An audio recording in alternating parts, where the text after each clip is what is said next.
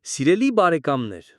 բարի գալուստ լրագրող քաղաքական մեկնաբան Արման Գալոյանի YouTube-յան ալիք։ Այստեղ դուք կարող եք հետևել Արման Գալոյանի վերլուծություններին։ Այսօր կանդրադառնանք Իսրայելա-իրանական հակամարտությանն ու դրա հետևանքով տարածաշրջանում ստեղծված իրավիճակին ու Հայաստանի վրա դրա ազդեցությանը։ Ինչպես արդեն հայտնի է, հունիսի 13-ի առավոտյան Իսրայելը ավիահարվածներ է հասցրել Իրանի ռազմական օբյեկտներին և միջուկային կենտրոններին, իսկ Իրանը պատասխան հարվածներ է հասցրել Իսրայելի ուղղությամբ։ Ռազմական գործողությունները, ըստ մասնագետների, դեռ շարունակվելու են և անհայտ է, թե այս ամենը ինչ հետևանքներ կունենա տարածաշրջանի ու աշխարհի համար։ Իդեպ այս զարգացումներն ամենևին էլ անսպասելի չէին, տևական ժամանակ է, ինչ լարվածությունը սրվել էր։ Բայց հատկանշական է, մի իրավիճակում, երբ ողջ տարածաշրջանը բառից բուն իմաստով եռում էր,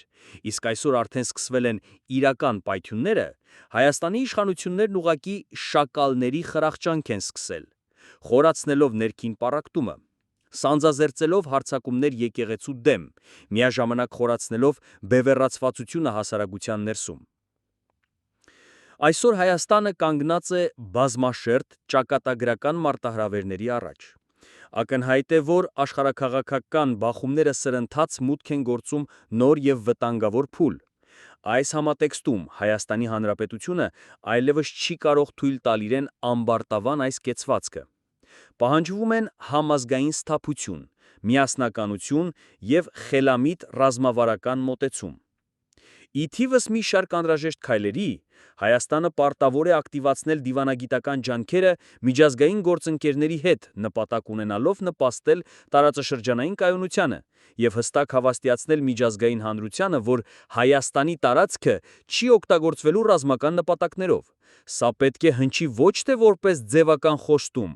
այլ որպես հստակ դիրքորոշում խաղաղության օգտին։ Սակայն խնդիրը միայն արտաքին մարտահրավերները չեն։ Ինձ և համոզված եմ շատերին առավելապես մտահոգում է այն իրողությունը, որ այս լրջագույն սպառնալիքներին մենք դիմակայում ենք այս որակի իշխանությամբ։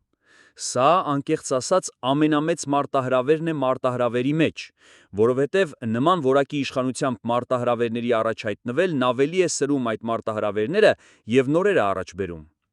Այս իշխանության վերջին 7 տարիները հստակ ցույց տվեցին, ոչ միայն ունակ չեն արձագանքելու նման իրավիճակներին,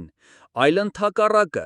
իրենց քայլերով նոր սպառնալիքներ են առաջացնում և խորացնում արդեն առկա ճգնաժամերը։ Կառավարելիությունը այսօր կարելի է գնահատել որպես զրոյական։